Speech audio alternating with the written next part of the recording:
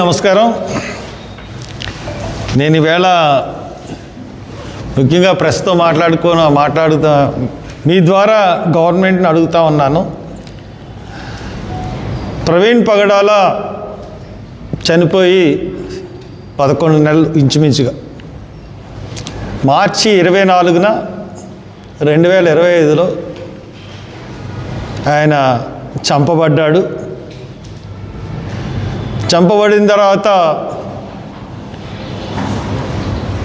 ఆయనది హత్య కాదు, ఆయన యాక్సిడెంట్లో చనిపోయాడని చెప్పి పోలీసులు నిర్ధారించడానికి ప్రయత్నిస్తూ ఉన్నారు.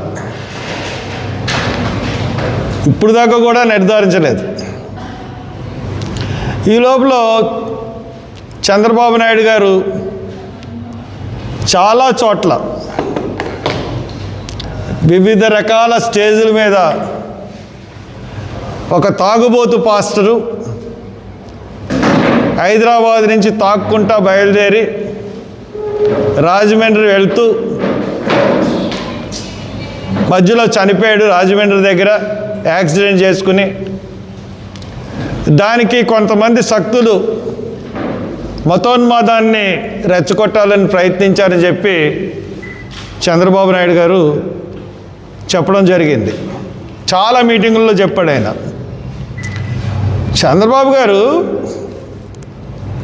మీకు అసలు సిగ్గు అనేది లేదని చెప్పి నేను అడుగుతా ఉన్నాను. నిజంగా సిగ్గుంటే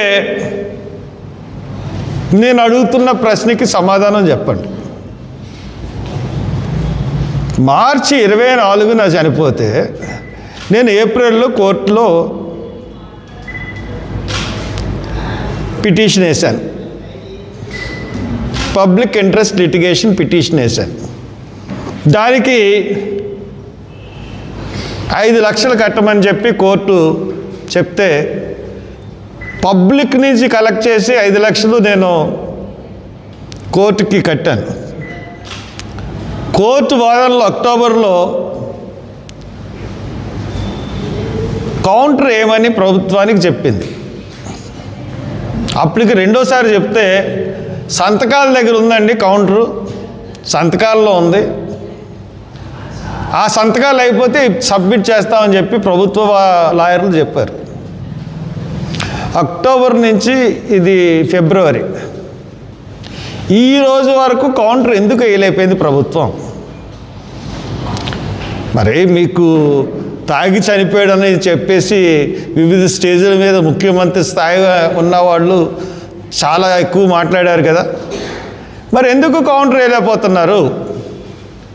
అసలు క్లోజర్ రిపోర్ట్ ఎందుకు క్లోజ్ చేసినట్టుగా క్లోజర్ రిపోర్టు కోర్టుకి ఎందుకు సబ్మిట్ చేయట్లేదు? మీరు క్లోజర్ రిపోర్ట్ వేసి కౌంటర్ వేస్తే దట్ ఈజ్ ఎనఫ్.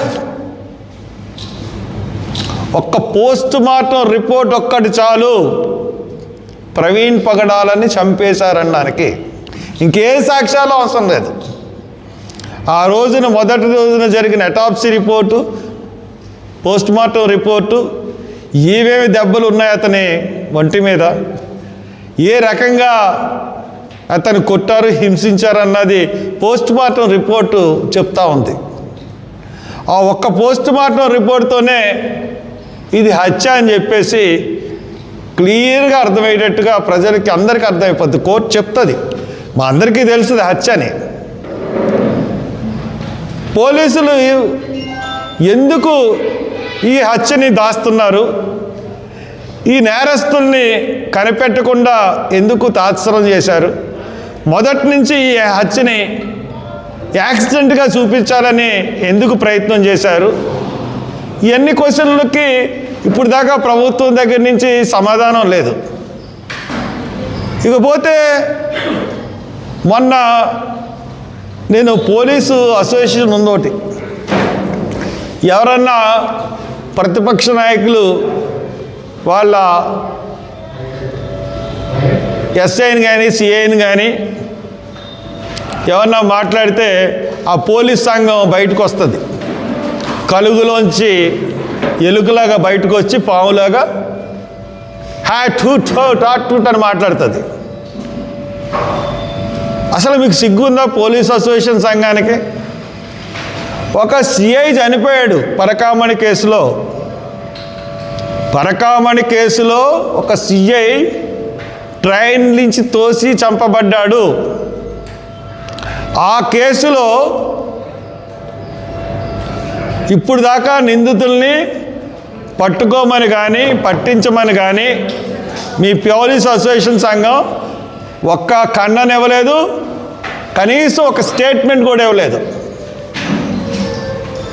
ఒక పోలీస్ సిఐ చనిపోతే ఆ పోలీసు ఆ పరకామణి కేసులో ఎవరున్నారు అంటే మన ఎస్పీ గారు. మన ఎస్పీ గారు కోర్టు, మనం చెప్పింది కాదు ఇది, కోర్టు చెప్పింది యాక్షన్ తీసుకోవాలని చెప్పేసి ఒక 4 పోలీస్ డిపార్ట్మెంటు. అప్పుడు ఆ పరకామణి కేసు జరిగినప్పుడు ప్రధాన పాత్ర మన ఎస్పీ గారు వహించారని చెప్పి కూడా కోర్టు చెప్పింది. వీళ్ళ మీద క్రమశిక్షణా చర్యలు తీసుకోమని కూడా చెప్పింది కోర్టు. కానీ ప్రభుత్వం వీళ్ళ మీద క్రమశిక్షణా చర్యలు తీసుకుందా? తీసుకోదు. ఎందుకంటే ప్రవీణ్ పగడాల హత్య ఎలా జరిగిందో ఆ సిఐ హత్య కూడా అలాగే జరిగింది. కాబట్టి అది ఏమీ చేయకుండా ఇంకొక విషయం ఏంటంటే దారుణమైన విషయం, ఈ ప్రవీణ్ పగడాలని చంపేస్తే ప్రతిపక్షం మాట్లాడదు. పరకామణి కేసులో ఆ పక్షాన్ని ప్రతిపక్షం అధికార పక్షం ఒకళ్ళనొకళ్ళు దొమ్మిత్తు మీదంటే మీ ఫాల్ట్ అంటే మీ ఫాల్ట్, మీ ఫాల్ట్ అంటే మీ ఫాల్ట్. అంటే ఎందుకు ఇంటర్లింక్ అంటే ప్రవీణ్ పగడాల ఎలాగ చనిపోయి కేసు ఎలాగ నిర్ధారించలేకపోయారో సేమ్ అలాగే సిఐని కూడా చంపేసి నిర్ధారించలేదు, ఎవరిని కూడా దోషుల కింద చూపించలేదు. ఇది ఈ ఆంధ్రప్రదేశ్ గవర్నమెంట్లో జరుగుతున్న అన్యాయం. కాబట్టి ఎంతసేపు మీకు ఆ కల్తీ లడ్డు వ్యవహారం తప్పితే ఇంకోటి పట్టదు. లేదంటే భూముల్ని ఏదో సంస్థ కట్టిపెట్టేస్తారు, లేదా గీతం యూనివర్సిటీకి 54 ఎకరాలు మీ బాబు గారు సొమ్ములాగా ఇచ్చేస్తున్నారు. ఎవడి సొమ్ము ఎవడు దారం చేస్తున్నాడో మాకు అర్థం అవ్వట్లేదు. ప్రజల సొమ్ముని దారాదత్తం చేయడానికి మీ అధికారం ఎక్కడుంది చంద్రబాబు నాయుడు గారు మీకు? అలాగే మొన్న నేను ఇక్కడికి వెళ్ళాను, హోప్ ఐలాండ్ వెళ్ళాను. హోప్ ఐలాండ్లో సముద్రంలో డ్రెడ్జింగ్ చేసేస్తున్నారు. ఇసుకని అక్రమంగా తవ్వేస్తున్నారు డ్రెడ్జింగ్ చేసి. అంటే collector is the culprit. Collector ఆ తీరాన్నంతా చూసుకోవాల్సిన బాధ్యత కలెక్టర్ది. అంటే కలెక్టర్ చేతులు కలిపాడా కాకినాడ సీ పోర్ట్స్తో? ఆ ఇసుక తీసుకెళ్ళి ఎవరు చేస్తున్నారంటే కాకినాడ సీ పోర్ట్స్ వాళ్ళు. అది తీసుకెళ్ళి మరి ఆ ఇసుకలో ఉన్న ఆటమిక్ మినరల్స్ ఏమన్నటిని వేరు చేసి స్మగ్లింగ్ చేస్తున్నారా? లేదా ఇసుకని అక్కడ ఎందుకు చేయాలి? అది పర్యావరణానికి పెద్ద ముప్పు. అక్కడ లోతు చేయడం వల్ల ఎప్పటి నుంచో శతాబ్దాలుగా ఉన్నటువంటి హోప్ ఐలాండ్ లైట్ హౌస్ కింద పడిపోయింది నీళ్ళలో ఇసుక కోసేసి. మరి అంతకన్నా ముందున్న కోరింగ హౌస్ లైట్ హౌస్ ఎందుకు పడిపోలేదు? అక్కడ డ్రెడ్జింగ్ జరగట్లేదు కాబట్టి. ఇక్కడ డ్రెడ్జింగ్ చేసేసి ఎక్కువ షిప్పుల్ని లంగరేయడానికి ఉపయోగించడానికి పర్యావరణాన్ని తుక్కు చేసేస్తున్నారు. దాని మీద నేను ఖచ్చితంగా గ్రీన్ ట్రిబ్యునల్కి వెళ్తాను, కలెక్టర్ మీద.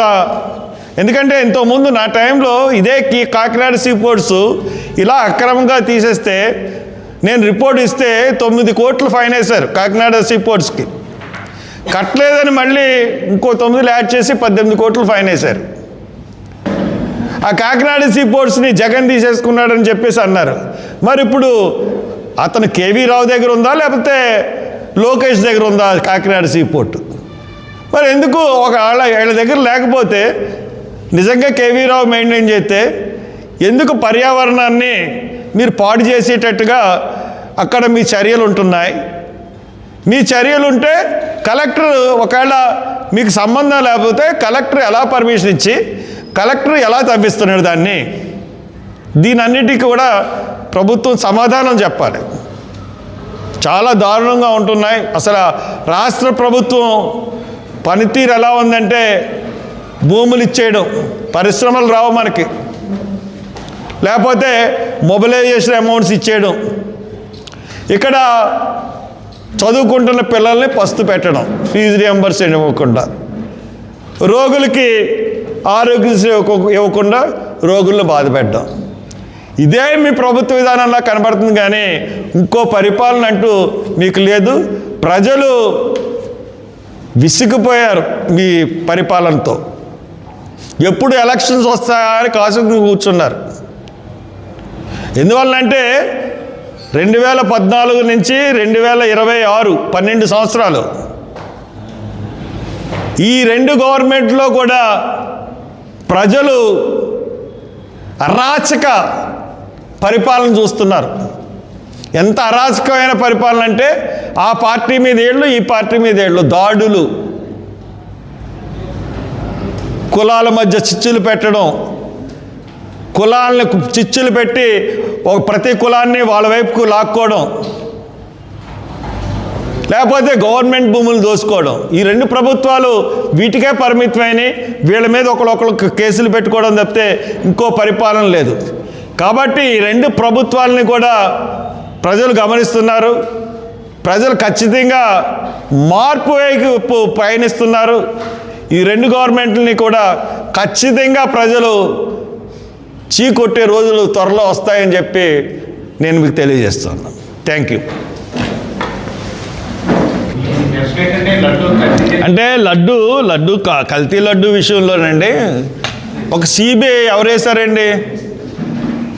సిట్ అన్నారు, తర్వాత సిబిఐ అన్నారు, తర్వాత సిట్ని సుప్రీంకోర్టు పర్యవేక్షిస్తుంది అని అన్నారు. సుప్రీంకోర్టు పర్యవేక్షణలో సిట్టు దర్యాప్తు జరిపి ఒక రిపోర్ట్ ఇచ్చింది. దాంట్లో కల్తీ కొవ్వు అన్నది, జంతువుల కొవ్వు అన్నది ఉపయోగించలేదు, రసాయనాలు ఉపయోగించారు అన్నప్పుడు ఇంకా కొవ్వు, జంతువుల కొవ్వు కలిసిందని వాదించడం, అది ప్రచారం చేయమని చెప్పి పార్టీ ఎమ్మెల్యేలకి, మినిస్టర్లకి చెప్పడం ముఖ్యమంత్రి. ఆ కోర్టు వాళ్ళు వేసిన సిట్టు మీద వాళ్ళకే నమ్మకం లేదా? లేకపోతే సుప్రీంకోర్టు మీద నమ్మకం లేదా? లేకపోతే చంద్రబాబు మీద చంద్రబాబే నమ్మకం లేదా? పవన్ కళ్యాణ్ మీద చంద్రబాబుకి నమ్మకం లేదా? చంద్రబాబు మీద పవన్ కళ్యాణ్కి నమ్మకం లేదా? కాబట్టి వాళ్ళు ఇచ్చిన రిపోర్ట్ బట్టే మేము మాట్లాడుతాం తప్పితే మేము ఇంకో రకంగా మాట్లాడడం. వాళ్ళు ఇచ్చిన ఏది రిపోర్ట్ ఉందో అదే మాట్లాడుతున్నాం. కాబట్టి కల్తీ ద్వారా రాజకీయంగా లబ్ధి పొందాలనుకోవడం అవివేకం. కాబట్టి ఆ ప్రయత్నాలు మానుకోండి అని చెప్పేసి కూటమి ప్రభుత్వానికి డైరెక్ట్గా చెప్తా ఉన్నాను.